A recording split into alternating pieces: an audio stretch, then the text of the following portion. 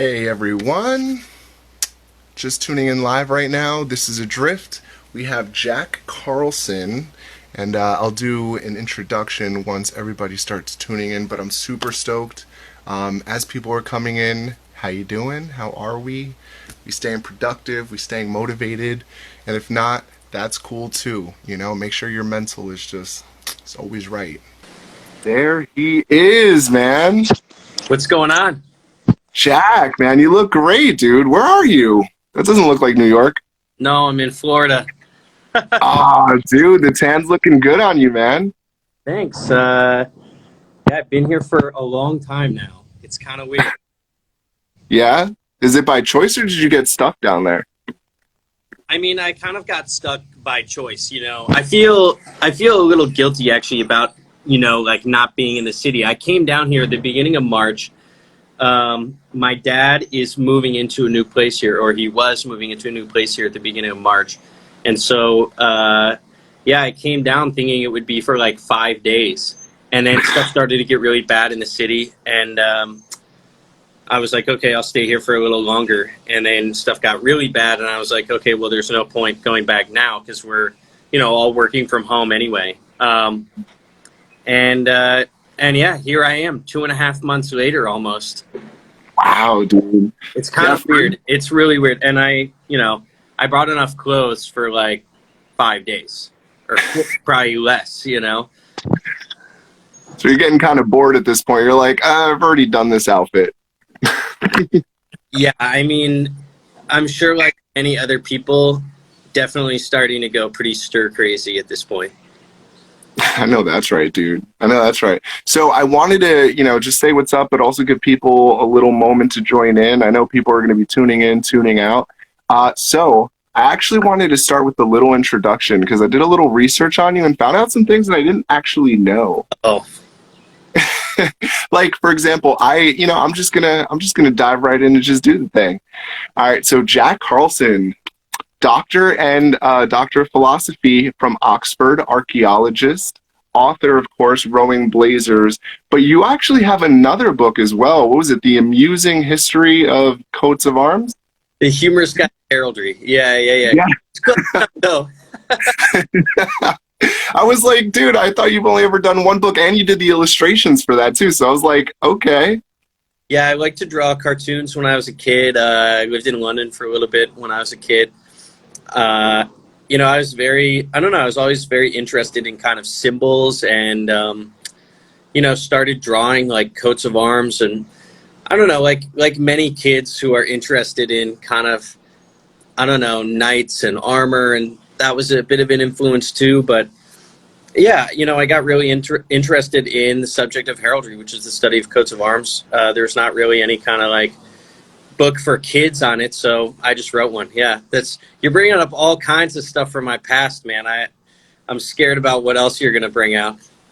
Oh, there's plenty. It's all good stuff, dude. So you're also the founder of the menswear brand, which is actually more unisex now, Rowing Blazers. You are an American rowing coxswain who is responsible for steering the boat and directing the speed and rhythm of the rowers, right? Yeah. Representing the USA team at 3 World Championships and winning the bronze medal at 2015 World Rowing Championships in Aiguebelette, France. You can. How do you pronounce it, dude? I tried so hard. I looked everywhere. How do you pronounce it? Aiguebelette. Aiguebelette. Okay, Aiguebelette, France. You continue to devote your time to building and expanding your Rowing Blazers brand, which just celebrated its 3rd birthday. The first word that comes to everyone's mind when discussing Rowing Blazers is irreverence. You have built a culture that invites all to join, which is in direct conflict with the generally held image of the preppy, and even faced backlash from Ivy Leaguers for blowing open the doors for all to join. So, Jack Carlson, I welcome you to Adrift, man. Thank you for having me. It's a pleasure to be here. Absolutely. Dude, it's funny because I read that fun fact a little bit that people were actually pretty upset with you for kind of creating a brand that allows people to wear this Ivy League look.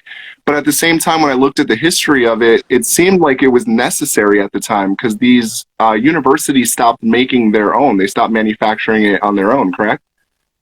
Yeah, I mean, I think there's like a few things to kind of unpack there a little bit. One is, yeah, I mean, I don't know about backlash exactly. I definitely think that, Rowing Blazers as a brand is fun, it's irreverent, it's inclusive, it's not stuffy for sure. That's like the biggest thing. I hate to kind of define something with a negative or like with what it's not, but that's really the best way that I can put it is it's not stuffy. And there are all kinds of things that come along with that. And yeah, sort of bizarrely, I don't know if I would say backlash exactly, but on a few sort of strange, blogs, the Ivy style blog, which the comment section is just kind of a strange place to be no matter what. Mm. Definitely, we have some sort of like detractors on there. And a few people who've said some pretty bizarre and I guess pretty, yeah, I mean, I guess you could say pretty offensive things on there. Um, we also had one really, really weird incident where, yes, an Ivy League rowing coach, most of whom I know and actually are great people, by the way. So this is not trying to paint everybody with the same brush by any stretch. But there was, yes, one collegiate rowing coach who replied to one of our emails where we featured like, people who don't look like most people in the sport of rowing wearing some of our products. And he just had a very sort of strange and negative reaction to that. So I will say those things are like the exception rather than the rule, for sure. Um, Absolutely. and it is weird because to talk about the other part of what you just mentioned, we are making blazers. It's not something we talk about a ton just because we have a ton of other stuff going on also, but like on our social media and whatnot, but also because it's not necessarily product that, is like available on our website, but we make blazers for rowing clubs all over the world, including for the national team, including for, Ivy League universities, including for the University of Washington, for a whole bunch of college, high school, national and club teams all over the world. And that's, in a way, that's sort of how the brand began. So it is a little weird to me that there are like these sort of detractors out there because, in a way, I do think we really are sort of like the real thing. We say we have rowing blazers in the name. I mean, we're actually making blazers for all of these rowing clubs, all over the world. And that's how we started. And that's still a very important part of what we're doing. Yeah. Exactly. And that's why I wanted to bring it up actually. And it wasn't to talk about it from a negative, but your identity, and that's kind of speaking on what we wanted to talk to you about today, as far as like getting with your customers and relating to that community building sort of a sense. It just seems like it's so fascinating that you do have these detractors, but you also go to a Rowing Blazers event and you do feel this like everybody's just a part of this family. You know what I mean? Like, and it almost plays on this idea of exclusivity while not being exclusive. There's so many ironic elements to it, and it's playful.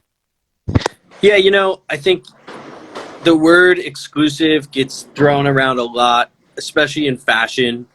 Everybody wants to be exclusive. That's not something that, I don't know, that's not something that really speaks to me or that's really necessarily part of who I am. Similarly, like even the word fashion with a capital F or luxury with a capital L, I mean, those just aren't, I don't know, those just aren't things that I really like get or that, I would say are really sort of part of my world. What I'm much more interested in, and it goes back to sort of what I was saying earlier about sort of being the real thing, is, authenticity. Authenticity to me is like, that is like the most paramount thing, and that means all sorts of different things. I think it means like, hey, your name is Rowing Blazers. You better actually be making, blazers for all of these rowing teams. It means, I think it means like doing your homework, doing the research behind the different types of clothing, that we're making, and being able to tell the full story, knowing like the reason why, okay, like historically a certain, thing has been sewn a certain way, and it's like knowing about that. It's actually doing your homework, and it's actually being able to share that with somebody. I will say on kind of like the flip side, things that drive me crazy, and you talked a little bit about my background with heraldry earlier, something that definitely drives me crazy, and you see it all the time in the world of fashion, is like when someone just takes like some emblem and just slaps it on something, or like, if you have just some kind of bogus monogram or coat of arms or whatever. Actually, this shirt, I'm wearing Rowing Blazers shorts right now, but this shirt is not from Rowing Blazers. This is a team issued shirt, Nice. but it's like, it drives me crazy when you go into like, and I'll just use Ralph Lauren as an example. I love Ralph Lauren, love their clothes. I have a ton of their clothes. But one thing that I don't have that they do often is where they'll just be like crossed oars and some kind of shield, and it'll say like, first aid, 1931. It's just like, what is that? Why? Like, what is that? Does that have any meaning or any relevance, to anybody? No, it's just something, it's like based on something cool someone saw in a book or on some vintage jacket somewhere, and they're like, oh, this looks cool. Let's just like slap it on something that we're doing. That is like, and it's not just, one company that's doing that. It's a plethora. That is like the opposite of my sort of vibe. And it's led to, actually, in some cases, some of the cool collaborations we've done. Like we did a collaboration with Harry's Bar in Paris. One, I love that place. Two, I love their logo a lot. And I'm not just going to like snag their logo and like alter it a tiny bit and slap it on stuff. No, like if we're doing that, we're going to do an actual collaboration with Harry's Bar. And that's, I don't know, that sense of authenticity has always been paramount to me. Yeah, dude, I remember from the first day I met you, there were always so many stories related to each of the garments. I shouldn't even call them garments, but whether it was a rowing, whether it was a blazer, whether it was a rugby, there were so many stories that you were able to tell me about where they were coming from and why it was important that you guys be the people who were putting it out. Yeah, and that, that continues to kind of be a theme with what we do. And I think a lot of the things, that we make, I don't necessarily consider myself to be like a designer, It's like things that I just want to own that no one else is out there, making, or at least not right now, or at least not anymore, A lot of our products, blazers, rugby shirts, woven shirts, whatever they might be, on a lot of them we use vintage, sort of almost like extinct or esoteric sort of like construction techniques, or we use fabrics that are not easily accessible, or that we have to get made just for us to be able to do some of those things. And it makes it a lot of work, actually. I mean, this is a lot of work, and it's not just one product category. It's not just like, oh, okay, you know what, like rugby shirts, we're making it in this complicated and vintage way, but that's all we're making, and we can just make more and more and more. It's like, no, we need to do that with like polo shirts and Oxford shirts and belts and blazers, of course, and hats and whatever else it might be. And it's a lot of work, yeah, but it's fun. Yeah. Well, so that kind of ties into your archaeology background as well. I mean, like, that's why it's fun for you, right? Like, digging into the past, looking at these historical moments and saying, okay, this is important for X and Y reason. Yeah, I mean, I've always been interested, of course, in the past. I definitely think my academic background a little bit makes me have a little bit of like a nerdier approach to a lot of this stuff. Yeah, and archaeology is the study of material culture. It's a study of objects. It's a study of man-made objects, basically. That's what archaeology is. Even though, actually, even some of my best friends still are like, oh, did you ever find any like great dinosaur bones? It's like, that's paleontology. I'm doing archaeology.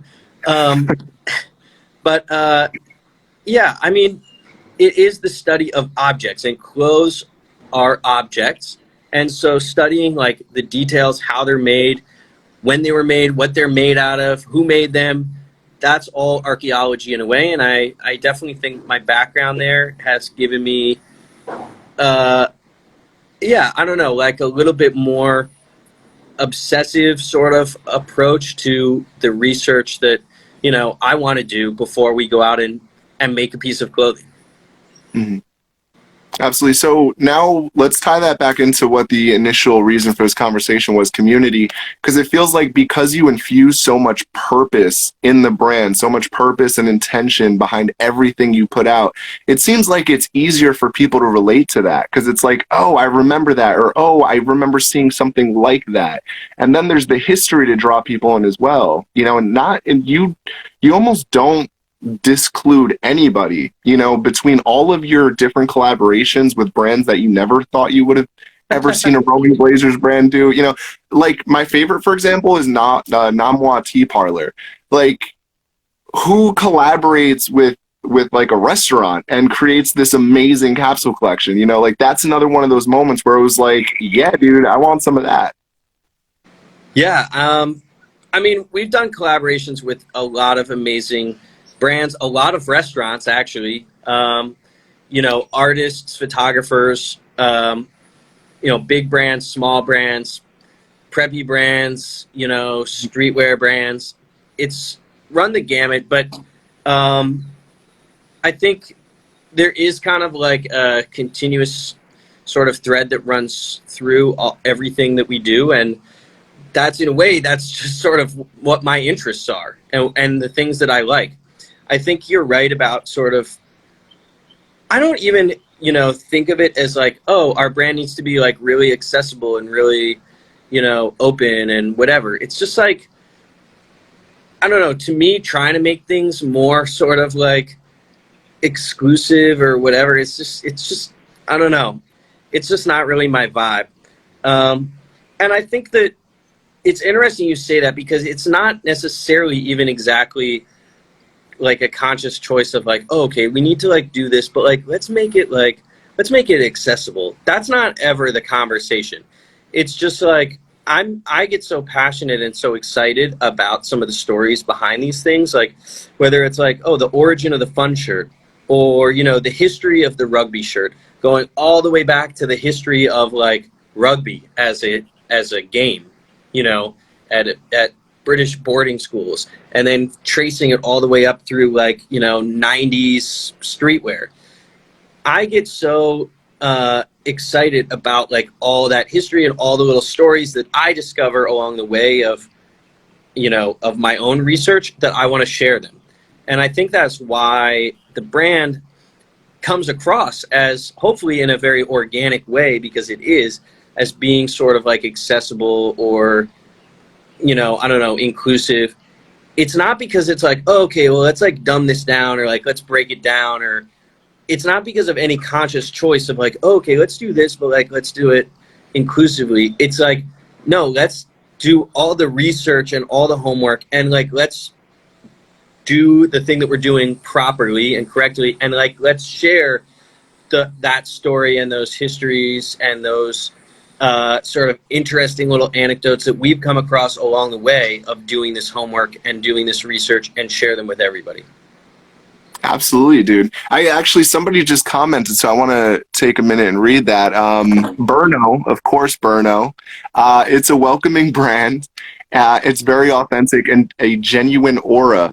It's funny that you brought up genuine because I feel like Hey, Bruno, by the way, what's up?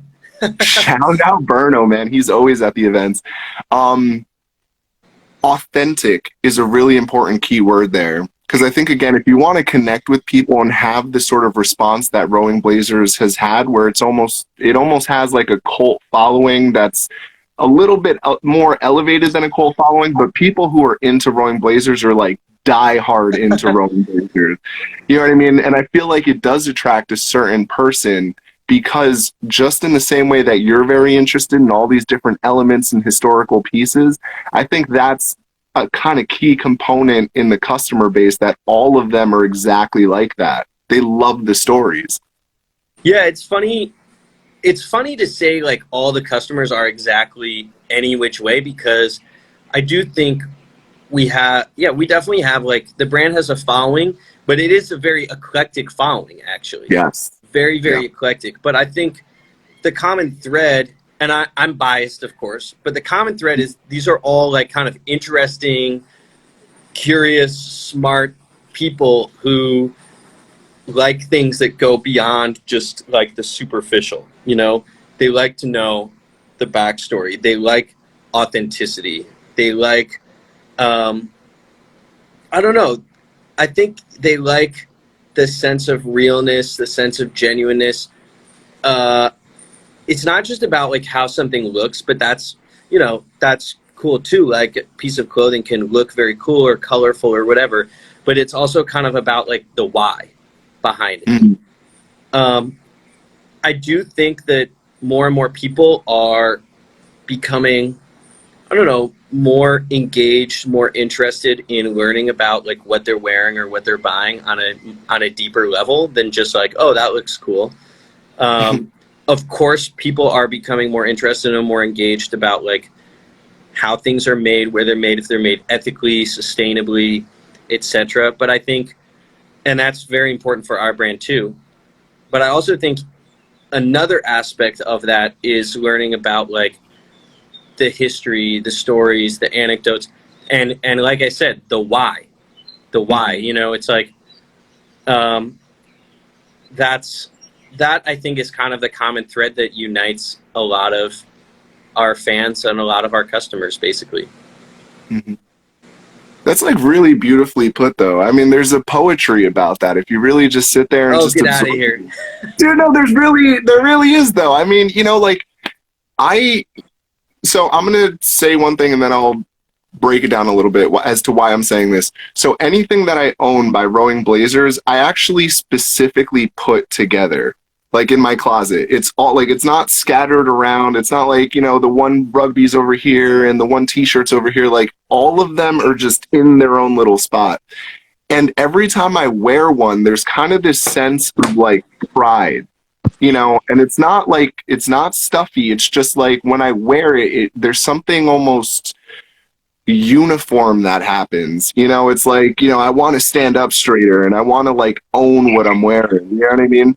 It's like I I love that. enjoy wearing it. Yeah, dude. No, I enjoy wearing it. I love the story behind it. I love even engaging with people and sharing some of the stories that you've told me about the skull and crossbones on the red and white print. Like that's always my favorite story to share with people. And it's like a lot of the other clothing that I have, it may have piqued an interest of mine and it may have been interesting to me, but I can't honestly say that it has the same depth as something that a Rowing Blazers piece has. You know what I mean?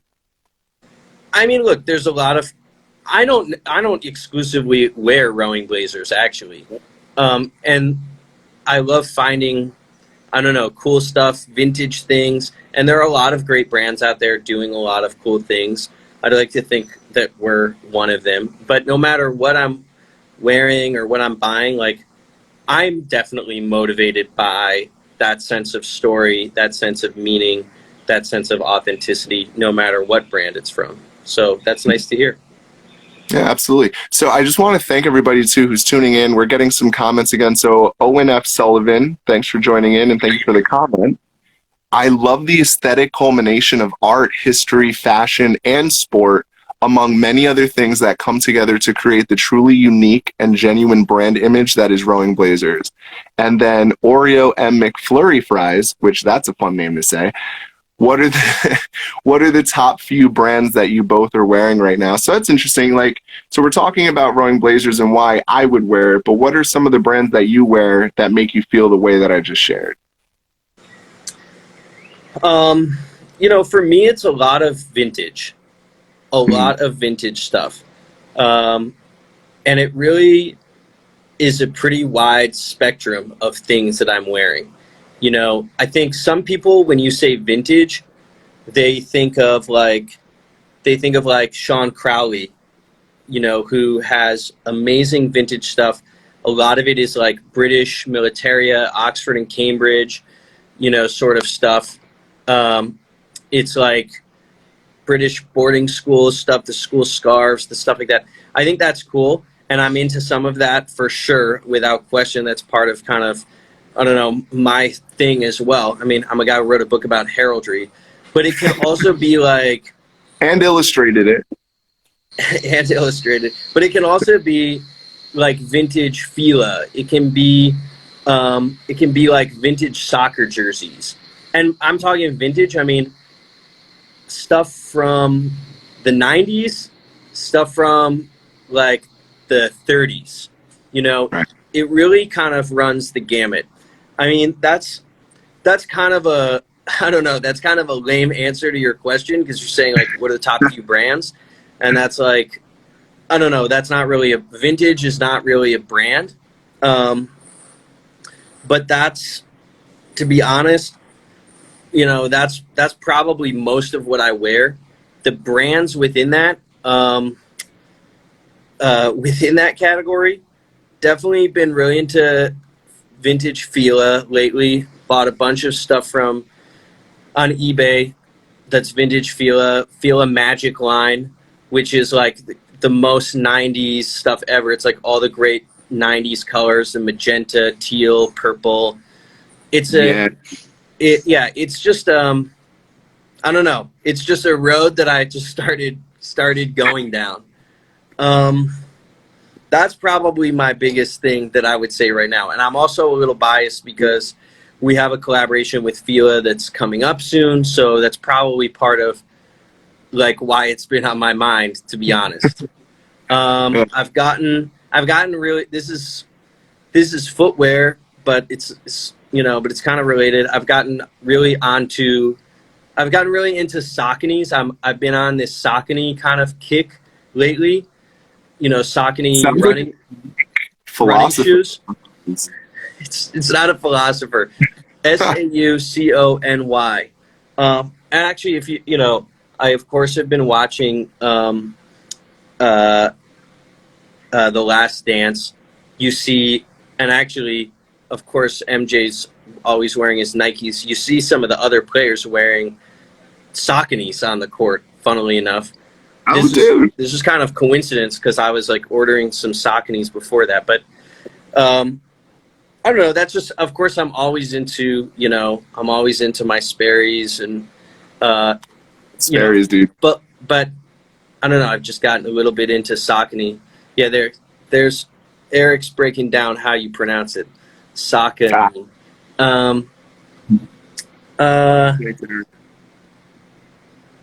Yeah, I don't know. That's probably about it for right now. Another brand I'm really into lately is Topo Chico. So sponsored by Topo Chico right now. Yeah. Well, I had to wear some of my Rowing Blazer stuff too. Like, I still am obsessed with this hat, and every time people see it, they're like, "Is that a siren?" And I'm like, "Yeah." And yeah, it's Rowing Blazers, dude. And then also this shirt, which it's funny because everybody always thinks that it's a university of some sort. It's a little wrinkled right now, and I'm just like, no, but inspired, if you will, And actually, I would piggyback on your answer. I love vintage. I actually have a really tough time with brands. One of my favorite things is when I find something and the label is not like non-existent or completely just ripped off, and it's like this, like the colors are crazy, and like, for example, and I don't remember the bicycle brand that this was, but White Man Can't Jump. Every outfit that they were wearing was just awesome, Yeah. What is it? Someone maybe who's watching will know. Their logo is a club. And I know this because actually I'm looking at, I don't know if I would say logo exactly, but like some new sort of visuals for Rowing Blazers. And one thing I love is the club. The club is not exclusive to whatever that cycling brand was from White Man Can't Jump, but I know exactly what you mean, the hat. And the club has been used, many different times throughout history, of course, but that led me to be kind of like looking at it. I also watched the movie just the other day. Again, one of my favorite movies. Such a good movie, The dude. parental advisory T-shirt. Yes. The tie-dye hat. Mm-hmm. There's just so much good stuff in there. And then you see the You know, Even the so, low cut tank tops, dude, like that's something you just don't ever see anymore. That was so good. yep. And you see, of course, in there you see the sports specialties, script snapbacks as well. You see Mhm. the vintage Jordan jerseys in there, not being worn by the main characters, but being worn by some of the others. But I know exactly what you mean, though. It's an Italian cycling brand. It's got the red, yellow, green, blue, and they've got that club. Yeah, Really the good color stuff, is though. so insane. Like I've tried looking up that brand so many times trying to find those hats, and I like get close, but I never specifically found that one hat, and I would love to have that hat. Oh, is that the brand Le Defy? No, it's neither of those. It's not. And someone else is saying Bianchi. Those are cool brands, but it's not those. Um, Colnago, yes, that's the one. Colnago. Yep, Colnago. There you go. that's the one. I knew Yes. someone would find it. But Thank yeah, you guys. it great hat, great logo. You can find other cool stuff from them, just by searching the web or whatever. And there are a lot of great fits in that movie for sure. Dude, like if you want to go to the court and look good, just watch that movie and rip off every single look they've got because it's fly, dude. Like that's another thing too is like, somebody mentioned art and sport. That's also a very difficult thing to combine because you want to look good, but then you think about the activity of a sport and you're ripping your clothes to shreds, dude. Like I wanted to post the other day these shoes that I have because I'm really big into BMXing and it's this brand Osiris and I love the first pair of shoes that they came out with, but these shoes I've had for like a decade and they are ripped to shreds, dude. Like, and I almost feel like that's another element that people are so afraid of is like damaging their clothing. I feel like a lot of like your clothing is meant to be worn. Like it's heavy duty. It's like what is it? The seven with the rugbies. It's the particular stitch. It's like It's a seven ply. 12 gauge knit. Yeah, yeah, yeah. 12 gauge. You know what I mean? And it's a very heavy and very high tension fabric. Yeah, absolutely made to be worn. Meant to be meant to be beaten a little bit for sure. And it's something actually that's makes it very hard to make a lot of this stuff because you'll go to the manufacturer, you'll go to the workshop, you go to the factory, and you'll have some I always bring like some vintage stuff, and I'm like, no, we want this to be like this kind of weight. I mean, I remember like bringing T-shirts even, and we're now starting to make a lot of stuff in Portugal, which is cool. It's amazing quality, and they are so great to work with.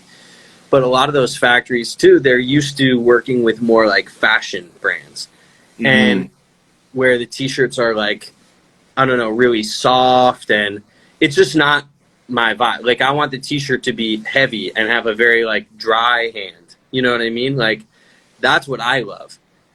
And And I'm feeling it right now, by the way. Like this shirt doesn't feel like any other shirt I own.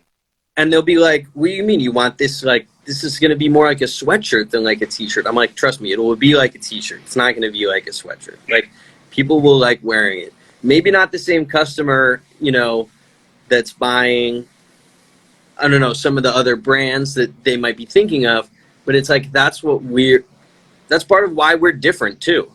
And you're absolutely right. A lot of the clothing is heavy duty, heavyweight, high tension, and it's definitely meant to be worn. It's not meant to be too precious. Yeah. My precious. It's funny you say that. No, because I feel like you're right. Your brand kind of fits in this very like unique place between activewear and high-ish fashion, like high streetwear fashion, if you will. I mean, Like, I don't know that I'd call any of it active wear, although I don't know. In my sort of mindset, it's like the lines between all these sorts of things should be kind of blurred anyway. I mm, mean, when I work out, people think I'm like nuts. When I work out, I might be wearing like a polo shirt, you know? And mm, actually, it's like, but why not? It's very comfortable. It's like mesh. It's very breathable. Like, mm, who cares? And right. I mean, maybe this is something that's sort of from the rowing community too. I remember like guys I rode with in college or in high school or even after college, they might be wearing a like I had this one friend in college who would wear like a vintage Lacoste polo shirt for weights. That was like his weights shirt. That's not normal, but I mean, you can't really be normal to really be like in the sport of rowing in any kind of serious way anyway. So, um, but yeah, I mean, I do definitely think kind of like the lines between a lot of these things for me are sort of blurred anyway. So I wouldn't pitch a lot of what we're making as like this is activewear, but like it should be stuff that's heavy duty that you can play like, you can play some kind of, touch football game with, or you could go on a run wearing one of our polos and have it feel good too. Why not? Absolutely. As it should. As it should. I mean, it goes back to your point about authenticity. Your brand's focus is authenticity. And so when you have all these other sort of fashion brands kind of lost and not really having any direction, looking to other brands for inspiration, stealing their ideas, it's like whatever did happen to going back and being like, all right, this is cool and I like this because I like this. Even going into the clubhouse, I mean, even as far as going into the bathroom of the clubhouse, like it just feels like jumping into your mind and seeing all the things that swirl around it and all the time, from like the Archie comics to like all the cool little like the frames that you guys have with these vintage portraits and photos, like all of it just feels like you're just diving into this guy's mind, and it's like, whoa, it's this whole other world, this whole other feel. This guy being me. Yeah. This guy right there, he's on the screen. Um, yeah, man, definitely. It is like, it's a very sort of eclectic world, and you're absolutely right. I mean, and those things that you just mentioned, they go way beyond clothing. They go way beyond rowing. It goes into, I forget who commented earlier, but it's like it's other sports, it's world of art, it's history, it's all of these different I don't know, it's all of these different facets that just kind of like swirl around in my brain, like you said, for sure. And authenticity is definitely paramount there.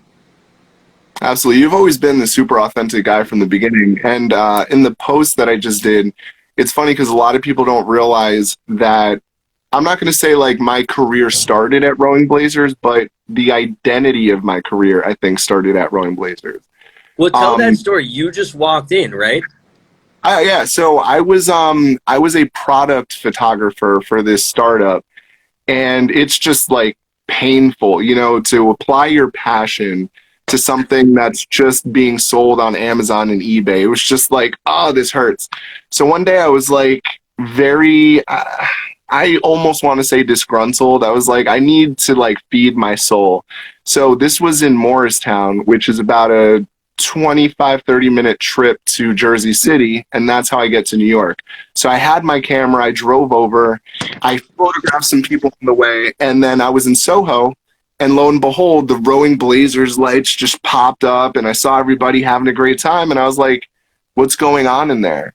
And this goes back to that sort of inclusivity element.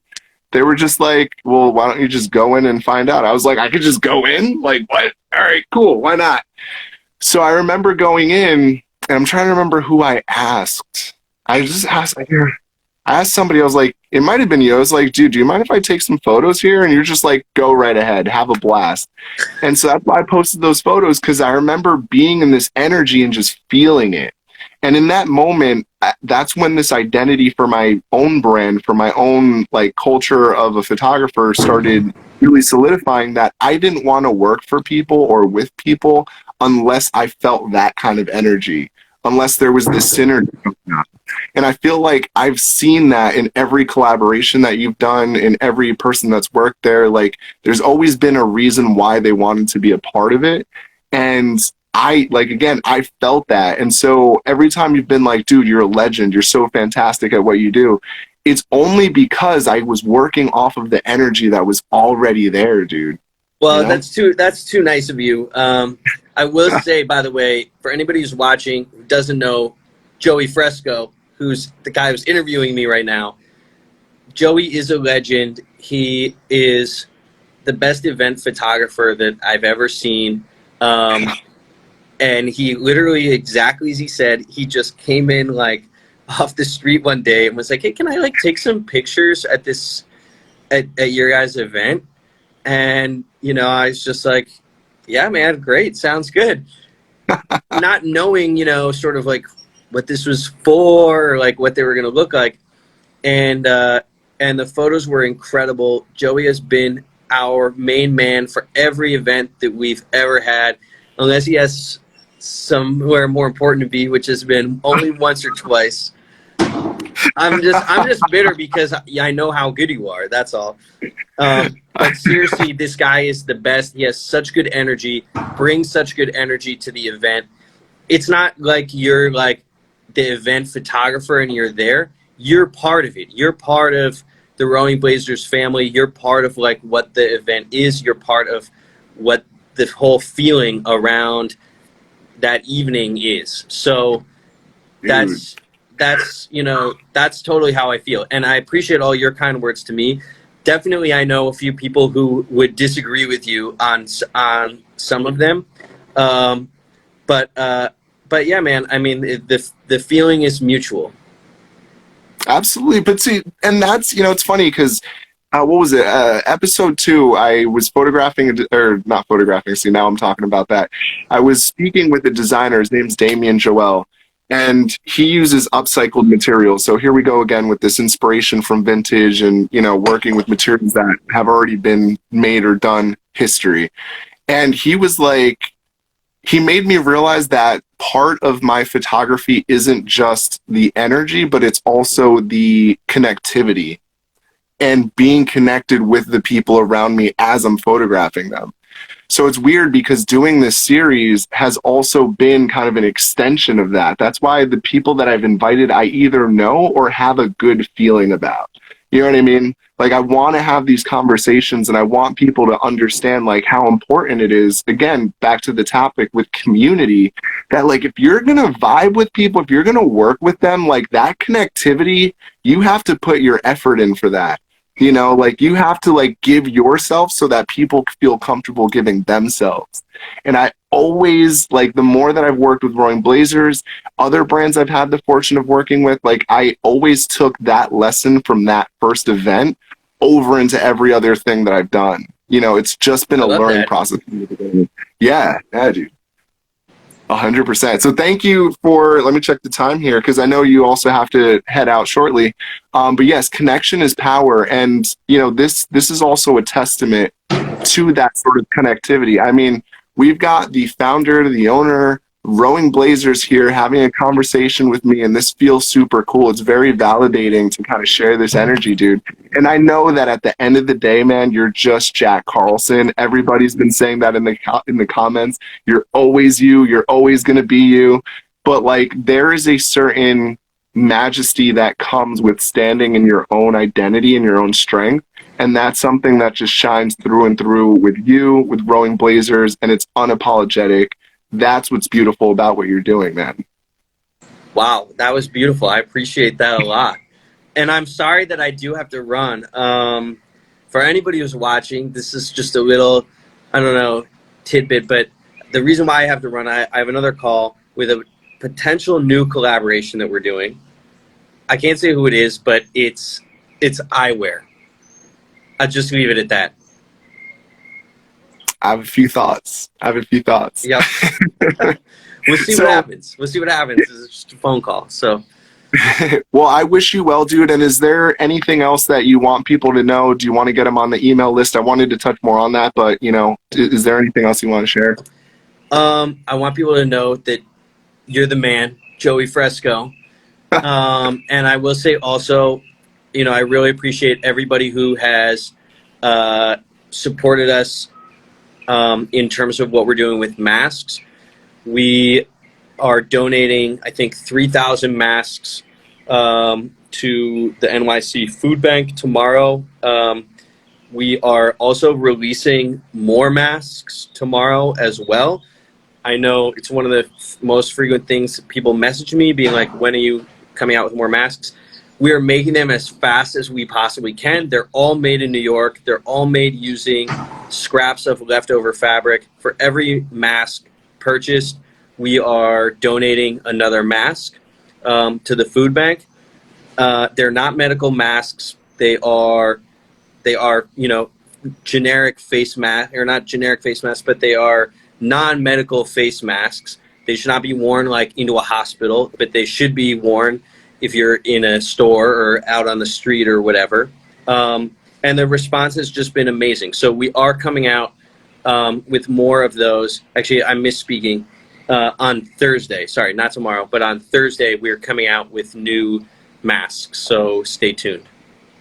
Absolutely. And I just want to thank you one more time as well, not just for being here, but also for not just throwing your materials away, always figuring out creative ways to reuse the materials that other brands, other people would have just thrown out. For example, those like mismatch like garments that you guys make, that's super cool.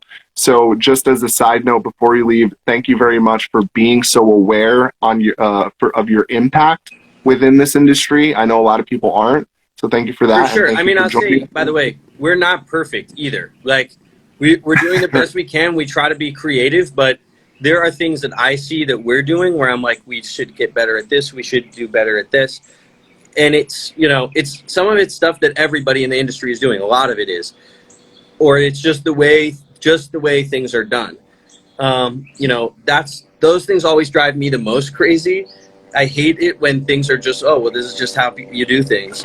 You know, we are not perfect by any stretch. The fashion industry, the apparel industry in general, as a whole, is never going to be, I mean, perfect, and it has a huge number of built-in problems. Consuming stuff, buying stuff, making new stuff, shipping it all over the world. there's there there's stuff that's problematic about it. All that we can do is try to do the best that we can, try to come up with new, different, creative ways of doing things. One of the reasons why I love what we're doing with the masks is, yes, it's enabling us to upcycle a lot of these leftover scraps. Actually, you've been at our store and our events many times, and you've been an important part of them. You might remember the croquet stripe curtain that goes into the changing room. We took Yes, that down to cut it up to make masks out of it, literally. yes, that's Um, so yeah, it's a crazy time. We're doing what we can, to be part of the solution, and part of the broader solution too. But just so everybody understands, we're not perfect either. but you do your part, and that's why I thank you, and that's why I recognize what you're doing. So thank you. I appreciate it a lot, man. I'm gonna go jump on this other call, but thanks for making the time to chat. I really appreciate it. It's great to see your beautiful face as well. Hopefully, we'll be back in the clubhouse having another party sometime soon when it's safe. When it's safe, absolutely, man. Break a leg out there, do your thing, and we will talk soon. Thanks, Joey. Bye. Bye, brother.